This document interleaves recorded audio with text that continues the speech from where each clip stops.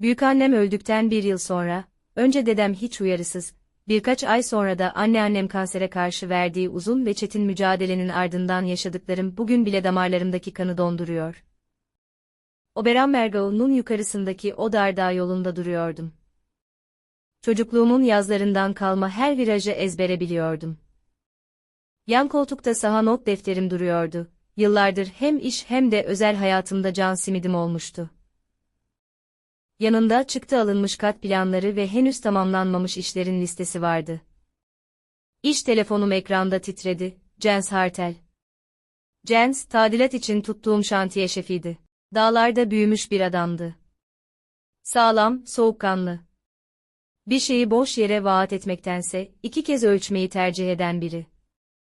Eğer böyle birinin sesi telefonda gergin geliyorsa, bir şeyler ters gidiyor demekti. Bayan Hauptmann, dedi. Her ne kadar özelde çoktan senli benli olmuş olsak da, sesinde aniden yine bir mesafe vardı. Çatı katında sahte bir duvarı açtık. Arkasında dijital bir kasa vardı, kapalı, gizlenmiş ve üzerine bir isim kazınmış. Kendi de nefes almak zorundaymış gibi duraksadı. Kız kardeşinizin adı, Maya Steinmetz. Kalbim yerinden oynadı. Ayağımı gazdan çektim, dar banketinizin verdiği ölçüde sağ çektim ve 2 elimle direksiyona sıkıca tutundum. Kafamda görevdeki bir mevzi değişikliği gibi bir şeyler değişti. Gerçekleri topla, hareketleri kontrol et, dışarıya panik yansıtma. Tam olarak nerede, diye sordum. Tavan arasında, eğimin altında, kuzey duvarının arkasında. Buraya gelmelisiniz ama lütfen yalnız gelmeyin. Anne ve babanızı arayın, Maya'yı da. Hepiniz birlikte. Özellikle bunu söylemesi durumu daha da kötüleştirdi. Jens dramatik biri değildi. Eğer açıkça tek başıma gelmemem konusunda uyarıyorsa, ya içerikten ya da ailemin tepkisinden korkuyordu. Kendimi, karargaha rapor veriyormuşçasına sakin bir tona zorladım. Anlaşıldı. 20 dakika içinde oradayım. Ben gelene kadar kimse tavan arasına girmeyecek. Buluntu yerine emniyete ALV fotoğraf çekmek yok, şantiyede konuşmak yok. Halledildi bile, dedi sessizce. Aşağıda bekliyoruz. Telefonu kapattım. Kişileri açarken parmaklarım titriyordu. Önce Maya'yı aradım. Çocuk sesleri ve telaşlı bir kreş günü gürültüsü arasında hemen açtı. Vera, her şey yolunda mı? Telefondan olmaz, dedim. Anneannemle ilgili, evdeki bir şeyle ilgili. Hemen yukarı gelmen lazım. Kelimelerin tadı acıydı. Anneannem ölmüştü ama sanki hiç gitmemiş gibi, bizi son bir kez bu dağlara çağırmış gibi yine buradaydı. Maya bir an sustu, sonra yutkunduğunu duydum. Poli bakımdan alıp geliyorum. 1 saate oradayım. Güzel, dikkatli sür. Sıradaki annemdi, Monika Steinmetz. Alo deyişi her zamanki gibiydi. Nazik, kontrollü, biraz fazla pürüzsüz. Anne, eve gelmeniz lazım. Hemen. Jens bir şey buldu. Anneannemle ilgili. Ne bulmuş, diye sordu, çok hızlı bir şekilde. Sonra. Lütfen. Babama haber ver. Kısa bir iç çekiş. Ralph şu an ofiste. Onu arıyorum. Geliyoruz. Daha fazla soru sormasına fırsat vermeden görüşmeyi sonlandırdım. Sonra motoru çalıştırdım, geri döndüm ve yolun geri kalanını, sanki bir intikal emrim varmış gibi sürdüm, hızlı ama risk almadan.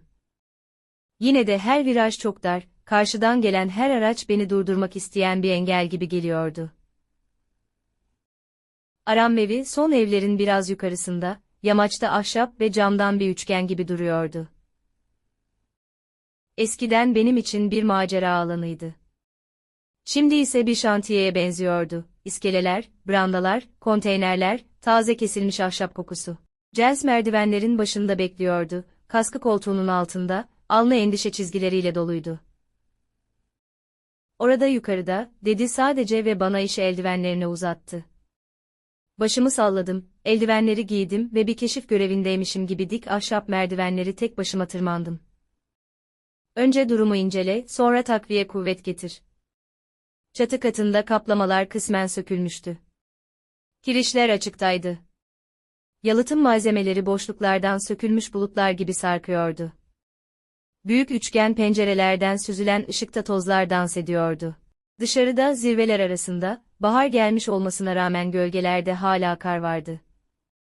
Odanın ortasında bir brandanın üzerinde mat, siyah, küçük bir kutu duruyordu. Tertemizdi ve eski bir dağ evinde görmeyi bekleyeceğiniz türden bir şey değildi.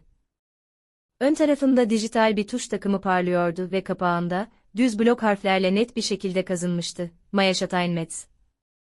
Diz çöktüm. Nefesim sığlaştı. İçimdeki her şey, sanki ardında cevaplar bekleyen bir kapıymış gibi kutuyu hemen açmak istiyordu. Aynı zamanda, yıllardır üniforma içinde kazandığım her içgüdü haykırıyordu. Önce kontrol et, sonra harekete geç.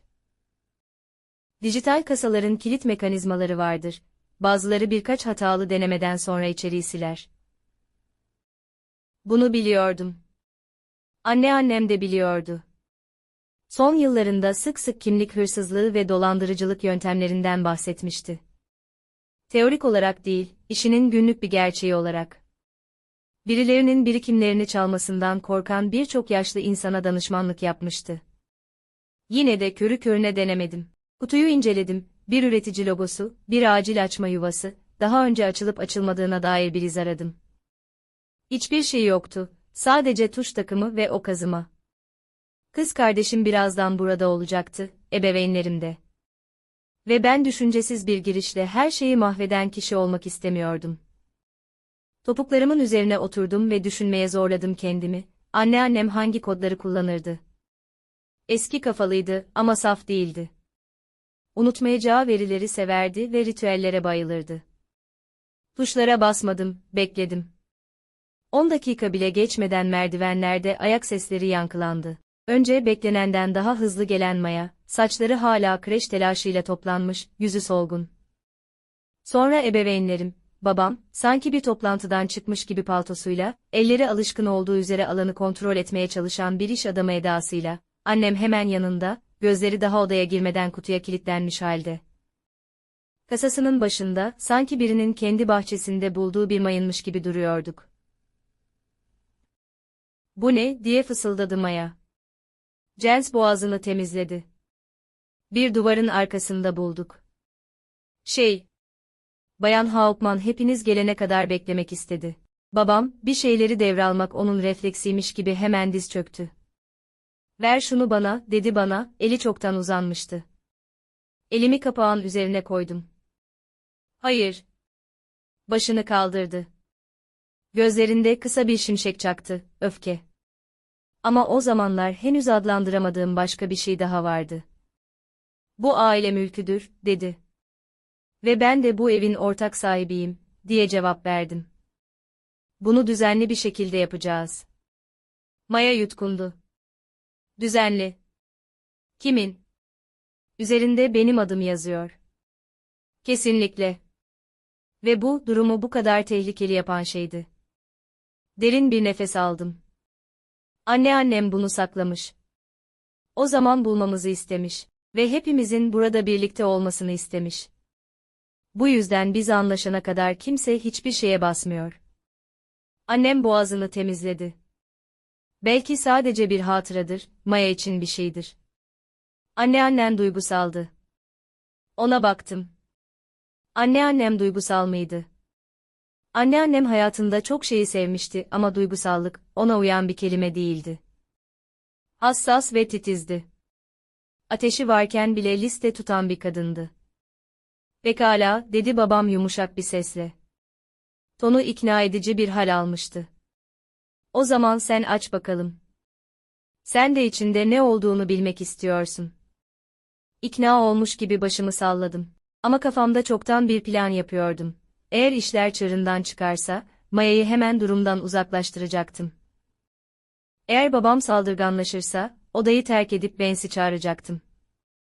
Fiziksel risk yok, tek başına hareket etmek yok. Aniden aklıma gelen bir sayı dizisini yavaşça tuşladım. Büyükbabam ve büyükannemin evlilik yıldönümü. Anneannem, dedem öldükten sonra bile her yıl masada aynı sarı güllerle bugünü kutlamıştı. Bunu hiçbir zaman bir sır olarak saklamamıştı. Yeşil ışık yandı, hafif bir tık sesi duyuldu. Kapak bir parmak boyu aralandı.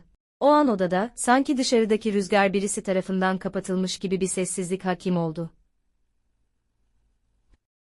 Kapağı kaldırdım. İçinde ağır, krem rengi kağıttan tek bir zarf ve yanında basit bir fotokopi kağıdına yazılmış katlanmış bir not vardı. USB bellek yok, dosya yok, mücevher yok, sadece el yazısı. Zarfın üzerinde şöyle yazıyordu: Vera veya Maya için. Sadece ben artık olmadığımda açın. Boğazım düğümlendi. Maya dudaklarını birbirine bastırdı, sanki her an ağlayacakmış gibiydi. Eskimiş yapışkan bandı açtım ve 3 sayfa çıkardım. Anneannemin el yazısı belirgindi, düzenli, hafifçe sağa yatık ama sonlara doğru, sanki kalem bazen yolunu kaybediyormuş gibi daha titrek. Okudum. Çünkü birinin bana bir şeyleri çarpıttığımı suçlamasına fırsat vermeyecek başka bir yol yoktu.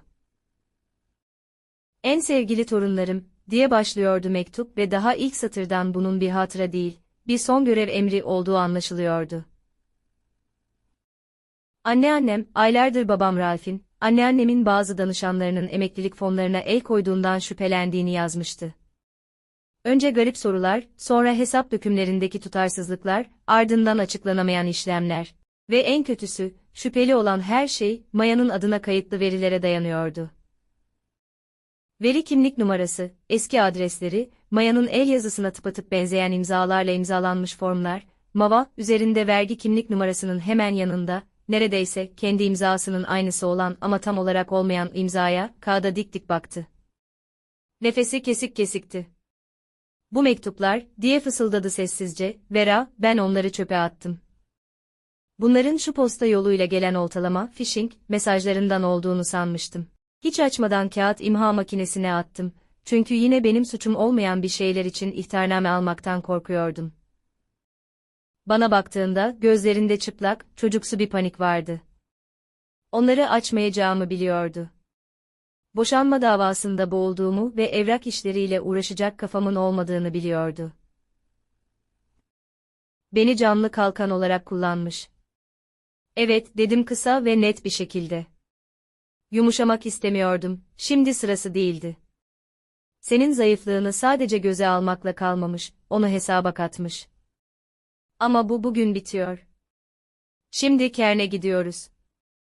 Bizi bekliyor. Eyalet Kriminal Dairesi, LKA, binası MAVA üzerinde ürkütücü bir etki bırakıyordu.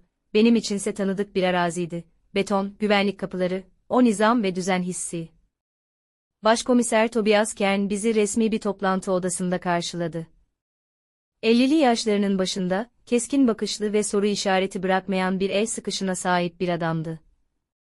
Bayan Hauptmann. Bayan Steinmetz, diyerek bizi selamladı. Bayan Sauer beni önceden bilgilendirdi. Belgeleri getirdiniz mi? Dizüstü bilgisayarımı ve bulut yapısının çıktılarını masaya koydum. Bu, büyükannem Irmgard Steinmetz'in mirasıdır. Yıllar boyunca tutarsızlıkları belgelemiş. Konu, ticari dolandırıcılık, müvekkil paralarının zimmete geçirilmesi ve kız kardeşimin aleyhine kimlik hırsızlığı. Kern belgeleri aldı. Sadece sayfaları çevirmiyordu, binlerce yalanı okumuş bir adamın tecrübesiyle onları tarıyordu. O okurken odada ölüm sessizliği hakim oldu. Sadece havalandırmanın hafif uğultusu ve Maya'nın kahve fincanına gergin parmak vuruşları duyuluyordu. Burada, dedi Kern aniden ve bir hesap dökümüne işaret etti. Consulting North GmbH şirketine yapılan bu havale. Hesap internet üzerinden açılmış. Görüntülü kimlik doğrulama sizin bir fotoğrafınızla yapılmış, Bayan Steinmetz. Ancak kayıt sırasındaki IP adresi doğrudan babanızın ofisine çıkıyor. Mava yutkundu. Ben hiçbir zaman Consulting Nord ile bir bağım olmadı. Ne yaptıklarını bile bilmiyorum. Hiçbir şey yapmıyorlar, diye yanıtladı Kern kuruca. Bu klasik bir çamaşır makinesi para aklama paravanı. Para girer, para çıkar, şirket yok olur. Ama kuruluş belgelerinde sizin adınız geçiyor. Doğrudan Maya'nın gözlerinin içine baktı. Burada olmanız iyi oldu. Eğer size ilk biz ulaşsaydık, sizi şüpheli olarak kaydetmek zorunda kalırdık. Bu sayede sizi bir suçun tanığı ve mağduru olarak sınıflandırma şansımız var. Maya'nın yanımda hafifçe titrediğini hissettim. Elimi bir çapa gibi sıkıca ön koluna koydum. "Bundan sonraki adımlar ne?" diye sordum Kern'e. "Bugün içinde sulh ceza mahkemesinden arama izni talep edeceğim," dedi ve sesi şimdi operasyon öncesindeki bir profesyonelin metalik sertliğine bürünmüştü. Ofis odaları, özel daire. Babanız bulut verilerinin incelendiğini fark etmeden önce orijinal belgeleri güvence altına almalıyız. Ayrıca Mava Steinmetz adına olan ve bu şirketlerle bağlantılı tüm hesaplara bloke koyduracağız. "Peki ya ailem?" diye fısıldadı Mava. Kern bir an tereddüt etti. "Anneniz tanık olarak çağrılacak. Olaylardan haberi olup olmadığını iletişimin incelenmesi gösterecek. Babanız ise, pekala, onun için çok tatsız bir sabah olacak." LKA binasından çıktığımızda, güneş Münih üzerinde alçalmıştı. Ailemiz bin parçaya bölünürken şehir her zamanki gibi normal ve hareketli görünüyordu. "Eve gitmem lazım," dedi Mava. "Paul'u almam gerek. Babamı düşünmeden ona nasıl bakacağımı bilemiyorum." "Ona bakarsın ve onu bu mirastan koruduğunu bilirsin," dedim. "Ben şimdi Oberammergau'daki eve geri dönüyorum. Onlar geldiğinde orada olmak istiyorum. Kelepçeler takıldığında hala hazırda bir yalanı var mı görmek istiyorum." Dağlara dönüş yolculuğu bir geri sayım gibi hissettiriyordu. Adaletin çarklarının artık dönmeye başladığını biliyordum. Vance'i aradım. "Jens, yarın sabah evin orada bir hareketlilik olacak. Adamlarını gönder. Onlara yasal belirsizlikler nedeniyle inşaat durdurma kararı olduğunu söyle. Sen lütfen orada kal ama arka planda dur." "Durum o kadar kötü mü?" diye sordu. "Daha kötü," dedim. "Bu bir kaza değil. Bu bir sistem." Geceyi Aramhouse'da geçirdim. Uyumadım. Tavan arasındaki o kutunun üzerinde, her şeyin başladığı yerde oturdum. Karanlıkta büyükannemin varlığını neredeyse fiziksel olarak hissediyordum. Gücü tükenene kadar bu savaşı tek başına yürütmüştü. Şimdi ise ben devralmıştım. Sabah saat 7 sularında araçları duydum. Siren yoktu, sadece çakıl sesleri. 2 sivil araç ve bir devriye arabası. Balkona çıktım. Babam tam o sırada aracından iniyordu. Muhtemelen inşaat işçileri gelmeden önce işleri kontrol etmek istemişti. Polisleri gördü, Kern'i gördü. Yüzü saniyeler içinde o kibirli, üstten bakan halinden gri, bitkin bir maskeye dönüştü. Gözleriyle evi taradı ve beni yukarıda, balkonda buldu. Sanki bana bir şey seslenecekmiş, son bir talimat, son bir tehdit savuracakmış gibi elini kaldırdı. Ama Kern araya girdi. "Ralph Steinmetz," diye duyuldu komiserin sesi aşağıdan. "Eyalet Kriminal Dairesi. Hakkınızda arama kararı ve nitelikli dolandırıcılık ile belgede sahtecilik şüphesiyle tutuklama emrimiz var." Babam hiçbir şey söylemedi. Kollarını yanına düşürdü. O an artık alanları kontrol eden o güçlü iş adamı gibi görünmüyordu. Yıllarca kurabiye kutusuna elini daldıran ve şimdi kutunun boş olduğunu fark eden suçüstü yakalanmış küçük bir çocuk gibi görünüyordu. Annem yolcu koltuğundan indi. Bağırmadı. Sadece orada öylece durdu ve kocasına kelepçe takılmasını izledi. Sonra başını kaldırıp bana baktı. Yüzünde hiçbir suçlama yoktu, sadece uçsuz bucaksız bir boşluk vardı. Soğuk sabah havasını içime çektim. Bitmişti. Ve her şey daha yeni başlıyordu. "Akıllı kadındı," dedi Bayan Winter, "biz yaşlılara her şeyi, bizi küçük düşürmeden açıklardı." Maya'nın yanına oturdum ama onu odak noktası yapmadım. Sonra ona hazırladığım özeti gösterdim. Tüm detayları değil ama can alıcı noktaları. Bayan Winter'ın yüzü sertleşti. "Bu adam," dedi, kendini danışman olarak tanıttı. "Karsten B. Ender. Irmgard ile birlikte çalıştığını söyledi. Kibardı, şıktı, istikrardan bahsetti ve ben de Irmgard'a güvendiğim için imzaladım." "Hiç Maya ile konuştunuz mu?" diye sordum. Bayan Winter hiç tereddüt etmeden başını salladı. Hayır, bu genç kadını tanımıyorum. Ben sadece Bay Beğender ile muhatap oldum. Maya dakikalardır nefesini tutuyormuş gibi derin bir nefes verdi. Eli benim elimi aradı ve gitmesine izin vermedim. Bu, insanın tek başına verebileceği bir mücadele değildi. Göl kenarındaki otoparkın rüzgarında tekrar dışarı çıktığımızda, Maya alçak sesle konuştu. Demek gerçek. Demek o, kendine yeni bir hayat satın almak için benim hayatımı mahvetti. Ve şimdi, dedim kararlılıkla, onu geri alıyoruz. Ertesi gün Münih'e, LKA'ya gittik. Kern bizi sade bir odada karşıladı. Dram yoktu, sadece dosyalar, bilgisayarlar ve otomat kahvesi. Bunu sevmiştim. Netlik. İfadelerimizi verdik. Maya hiç hesap açmadığını, dolandırıcılık sandığı için mektupları görmezden geldiğini, boşanma sürecinde kredi sorunlarıyla boğuştuğunu anlattı. Ben anneannemin mektubunu, bulut verilerini, taramaları sundum ve dosyaları nasıl emniyete aldığımı açıkladım. Kern yüzünü oynatmadan dinledi. Sonra bu çok kapsamlı, dedi ve eğer yanlış kurgularsak kız kardeşiniz için tehlikeli olabilir. Ama elinizde kurum içi ses kayıtları var. Midemin sıkıştığını hissettim. Bunlar yasal mı? Almanya'da gizli kayıt yapmak hassas bir konudur. Nelerin kanıt olarak kullanılabileceğine bakmamız gerek. Yine de soruşturma başlatmak için yeterli. Arama kararları çıkartabiliriz ve babanızı kendisini suçlayacağı bir duruma sokabiliriz. Ama bunu siz yapmayacaksınız. Bu, askerlikten gelen reflekslerimle kişisel kontrol arzumuzun çatıştığı an oldu. Kendi başıma, hızlı ve temiz bir şekilde çözmek istiyordum. Ama burada başka bir emir komuta zinciri geçerliydi. Savcılık, sorgu hakimi, polis. Tek başına hareket etmenin Maya'yı tehlikeye atacağını biliyordum. Bizden ne bekliyorsunuz, diye sordum. Zaman, dedi Kern, ve disiplin. Çerçeveyi açıkladı, ticari dolandırıcılık, belgede sahtecilik, kimlik hırsızlığı ve kara para aklama soruşturmaları, aramalar, hesap sorgulamaları, el koymalar. Aynı zamanda babamın erkenden uyarılmasını ve izleri yok etmesini engellemek istiyorlardı. Bunun için dikkat çekmemeliydik. Yüzleşme yok, tehdit yok, daha sonra şantaj olarak döndürülebilecek hiçbir mesaj yok. Binanın önündeki soğuk Münih havasında Maya, beklemekten nefret ediyorum, dedi. Ben de, dedim. Ama beklemek bazen bir operasyondur. Baskın anına kadar alanı tutarsın. Takip eden haftalarda hayatım görev ve aile arasında bir cambazlığa dönüştü.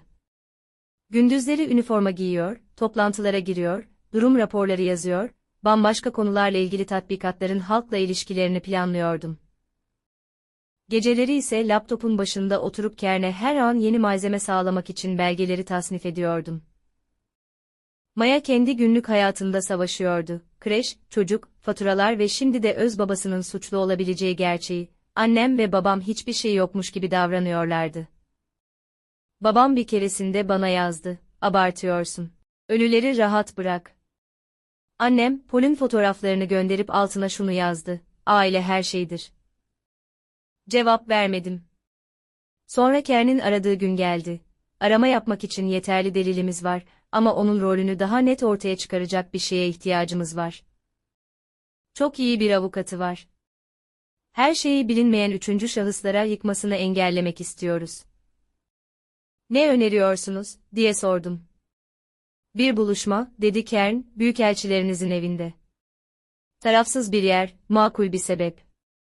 Savcılık, konuşmamın yasaya uygun şekilde belgelenmesini sağlayacak bir önlem talep ediyor.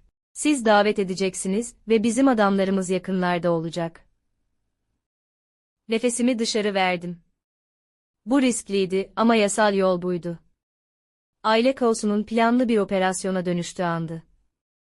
İnandırıcı bir davetiye taslağı hazırladık. Çatı katındaki inşaatçılar ek belgeler bulmuştu. Sözde miras paylaşımı ile ilgili, satış tamamlanmadan imzalanması gereken ekler. Bu babam için makuldü.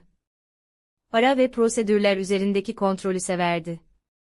Annem içinse bu, tüm aileyi bir araya getirmek için bir bahaneydi.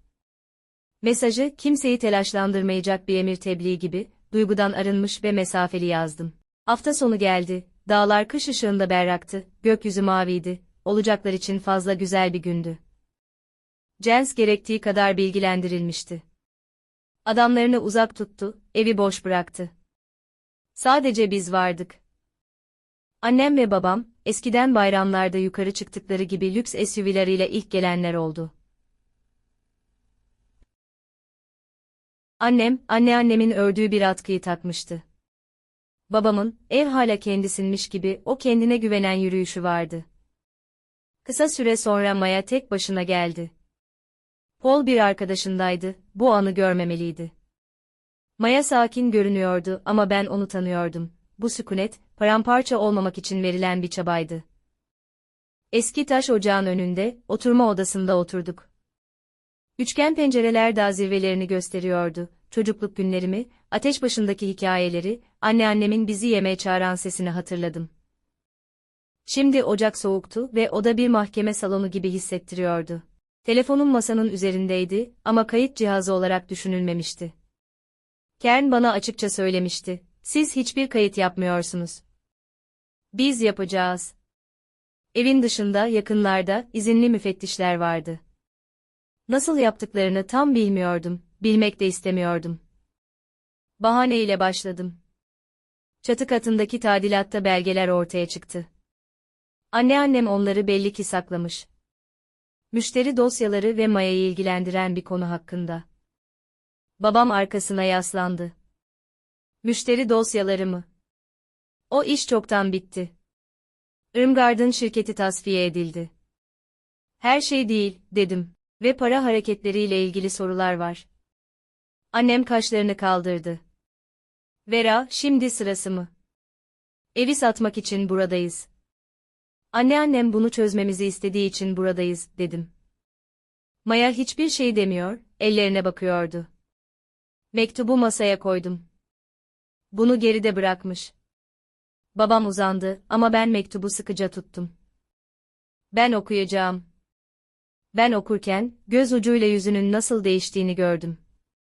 Önce alay, sonra öfke, sonra hemen sertlikle üzerine örttüğü bir korku. Bu saçmalık, dedi ben bitirdiğimde. Irmgard hastaydı. Her türlü şeyi hayal ediyordu ve siz bir inşaatçının paniğine kapılmasına izin veriyorsunuz. Sadece bir mektup değil, dedim sakince. Kanıtlar var, transferler var, Maya'nın adı üzerine açılmış hesaplar var. Annem dudaklarını birbirine bastırdı. Maya bazen, o her zaman biraz dağınıktı. Belki de o. Hayır, dedi Maya aniden, kısık ama kararlı bir sesle. Ben bunu yapmadım. Babam kısa bir kahkaha attı. Tabii ki yapmadın. Zaten yapmak istemediğin hiçbir şeyi asla yapmadın. İşte o an, zehrinin ne kadar derine işlediğini anladım. Ayağa kalkmasın diye onu hep küçük tutmak istemişti. Kern'in tavsiye ettiği gibi sorular sordum, suçlayıcı değil, görünüşte meraklı bir tonda. Neden senin iletişim bilgilerin anneannemin müşteri listelerinde çıkıyor? Neden onun müşterileriyle konuştun? Babam omuz silkti. Çünkü benden rica etti. Yaşlıydı. Yardıma ihtiyacı vardı. Danışmanlık teklif ettim. Yasak bir şey yok. Peki neden transferler Maya'nın vergi numarası üzerinden yapıldı? Maya'ya sonra bana baktı. Bakışları buz gibiydi. Çünkü pratikte öyleydi. Annem nefesini tuttu. Ralph, ne? Ne diye tısladı babam. Sanki birini öldürmüşüm gibi davranıyorsunuz. Paraları kaydırdım, hepsi bu. Bu emeklilerin gereğinden fazla parası vardı ve Irmgard yıllarca o kurallarıyla canımı sıktı. Şurada gizlilik, burada etik. Sonunda o da sistemin işlediğini anladı. Anladı ve seni durdurdu, dedim. Beni durdurmaya çalıştı, diye düzeltti beni, çünkü küçük aile tablosunun bozulmasından korkuyordu. Maya fısıldadı, benim kimliğimi kullandın. Omuz silkti. Sen mükemmel bir kılıftın. Kimse boşanma davasıyla boğuşan, tükenmiş bir anaokulu öğretmeniyle ilgilenmez. Eğer bir şeyler ortaya çıkarsa, tüm oklar seni gösterir ve sen bunun nasıl olduğunu bile anlamazdın. Babasının bu sözleri Maya'ya birer darbe gibi indi ama yine de yerinden kıpırdamadı. Gözleri bulandı ama yıkılmadı. Annem ağlamaya başladı. "Ralph, lütfen dur artık." "Hayır," dedi babam ve sesinde aniden bir gurur belirdi. "Bunu ben inşa ettim. Şirketler kurdum, hesapları kaydırdım. Temizdi, bankaların her gün yaptıklarından daha temizdi. Ve bunu hak ettim. Hayatım boyunca başkaları için kendimden ödün verdim. Kendin için çaldın," dedim. "Ben sadece aldım," dedi babam ve eğer Irmgard burnunu sokmaya başlamasaydı almaya devam ederdim. Sonra son bir iğneleyici sözle Maya'ya döndü. "Bana minnettar olmalısın. Ben olmasaydım zaten dibe çökmüş olacaktın. En azından sana bir rol verdim." Kafamın içinde o an anladım ki, o asla sorumluluk almayacaktı. İşte tam da bu yüzden durdurulmalıydı. İntikam için değil, koruma için. Mağdurlar için, Maya için ve gelecekte kurban olabilecek herkes için. Ayağa kalktım, pencereye gidip perdeyi hafifçe yana çektim. Kararlaştırılan sinyal buydu. Dışarıda, yamacın aşağısında bir ışık kısa bir süre yanıp söndü. Tepe lambası yok, siren yok, sadece operasyonun hazır olduğuna dair bir işaret. Kapı çalındı, Kern sivil kıyafetleriyle iki meslektaşıyla içeri girdi. Arkalarında bir savcı vardı. "Bay Steinmetz," dedi Kern, "geçici olarak gözaltındasınız. Ticari dolandırıcılık, belgede sahtecilik, kimlik hırsızlığı ve kara para aklama şüphesiyle. Hakkınızda adli arama ve tutuklama kararı var." Babam, sanki dünya kuralları değiştirmiş gibi ona baka kaldı. "Bu da ne demek?" "Bu bir aile meselesi. Tam da bu yüzden buradayız," dedi Kern buz gibi bir sesle. Annem babamın adını haykırdı. Maya ayağa kalktı, sendeledi ve kolundan tuttum. Eli kar gibi soğuktu. Babam kaçmaya çalışmadı, başına böyle bir şeyin gelebileceğine inanmayacak kadar kibri büyüktü. Kelepçeler hafif bir sesle kapandı, bu kesin bir sesti. Onu yanımızdan geçirerek oturma odasından çıkardılar, anneannemin eski fotoğraflarının, annemin omuzlarındaki o artık sahte bir sembol gibi duran atkının yanından geçip gitti. Kapı kapandığında geriye sadece sessizlik ve dışarıda camlara vuran rüzgar kaldı. Sanki olduğumuz her şeyi evden söküp atmak ister gibi esiyordu. Sonraki aylar bir film değil, kağıtlar, randevular, aramalar, şehirdeki baskınlar, hesap dondurmalar, dilekçeler ve bilirkişi raporlarıydı. Babam gerçekten de devasa bir ağ örmüştü. Şirket yapıları, hayali ticaretler, birkaç istasyon üzerinden ve kısmen yurt dışına yapılan transferler. Ama müfettişler daha iyiydi. Zamanları, teknikleri ve yetkileri vardı. Maya kimlik tespiti süreçlerinden geçmek zorunda kaldı. Yeni kimlik belgeleri, şerhler, bankalara yapılan başvurular, şufufa ve diğer kurumlara verilen bildirimler. Hiç öğrenmek istemediği kelimeleri öğrendi. Mal varlığına el koyma, iddianame, tanık sorgusu. Birçok randevuda yanında oturdum, bir yoldaş gibi, sadece orada olup yalnız hissetmemesini sağlayan sessiz bir destek olarak. İddianame geldiğinde bir harekat el kitabı kadar kalındı. 6 ana mağdur, toplamda yaklaşık 2 milyon euro. Ayrıca teşebbüs aşamasında kalmış birçok vaka. Savcı babama bir anlaşma teklif etti. İtiraf karşılığında daha az ceza. Pişmanlıktan değil, aksi takdirde tamamen yok olacağını bildiği için kabul etti. Karar, uzayan bir yargılama sonunda çıktı. Bavyera'daki bir cezaevinde 9 yıl 3 ay hapis cezası ve mal varlığına el konulması. El koyma işlemi evini, arabasını, o paralarla ödenen her şeyi vurdu. Açık artırmalardan sonra elde edilen gelirin büyük kısmı tazminat olarak mağdurlara geri döndü. Zararın yaklaşık %80'i karşılanabildi. Annem babamın yanında kaldı. Maya'ya hatalardan bahsetti ve ailenin bir arada durması gerektiğini yazdığı mektuplar gönderdi. Suçu anneannemde, bankaların açgözlülüğünde, yanlış anlaşılmalarda aradı. Cezaevine yakın küçük bir daireye taşındı ve sanki sadakat her şeyi haklı çıkaran bir erdemmiş gibi ziyaretlere gitti. Maya ve ben mektupları açmadan geri gönderdik. Numaralarımızı değiştirdik, kişileri engelledik, net sınırlar çizdik. Nefretten değil, mecburiyetten. Orduda insana, aşılmaması gereken çizgiler olduğu öğretilir. Sert olmak istediğin için değil, aksi takdirde her şey çökeceği için o çizgileri korursun. Maya'nın hayatı yavaş yavaş düğümlerinden çözülmeye başladı. Yanlış kayıtlar dosyalarından bir silindi. Kredi notu yükseldi. Çalıştığı kurumda müdür yardımcılığı pozisyonuna getirildi. Çünkü yöneticisi baskı altında ne kadar sağlam durabildiğini görmüştü. 1,5 yıl sonra küçük bir kredi çekebildi ve Augsburg'un kenarında bir sıra ev satın aldı. Lüks bir şey değil ama kendine ait bir bahçesi, bir çocuk odası olan, korku kokmayan bir yer. Hafta sonları ona yardım edebilmek için o bölgeye tayinimi istedim. Bir kurtarıcı olarak değil, bir kız kardeş olarak. Duvarları boyadık, mobilyaları kurduk, küçük şeyleri tamir ettik. Bunlar sıradan işlerdi ama bir terapi gibiydi. Görünür, dürüst ve art niyetsiz. Aram evini, tüm hukuki süreçler bittikten sonra sattık. Anahtarları teslim etmek canımı yaktı ama anıların ahşap kirişlerde yaşamadığını anlamıştım. Satıştan elde edilen gelir, anneannemin vasiyet ettiği gibi paylaşıldı. Maya bu sayede kredisini hafifletti ve nihayet nefes alabildi. Ben kendi payımı, orduda öğrendiğim gibi, ihtiyat olarak kenara koydum. Bir sonraki görevin planlandığı gibi gitmeme ihtimaline karşı her zaman bir yedek akçe. Bazı akşamlar hala oturup o tavan arasındaki anı, o kutuyu, Maya'nın ismini, anneannemin titrek el yazısını düşünüyorum. Anneannem bize bir servet bırakmadı, bize bir ders bıraktı. Dürüstlük güç ister ve bazen bir başkasının onurunu korumak için öz babanızı bile devirmeniz gerekir. Ben buna intikam demiyorum.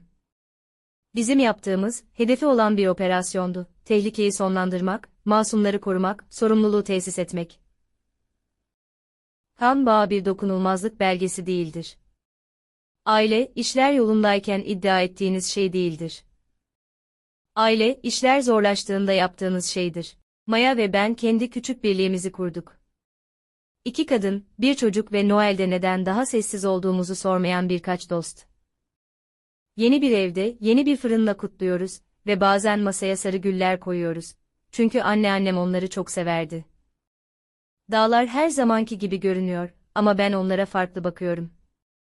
Artık bir temelin ne kadar çabuk çatlayabileceğini ve sakin ellerle, net bir kafayla o temelin nasıl yeniden inşa edileceğini biliyorum.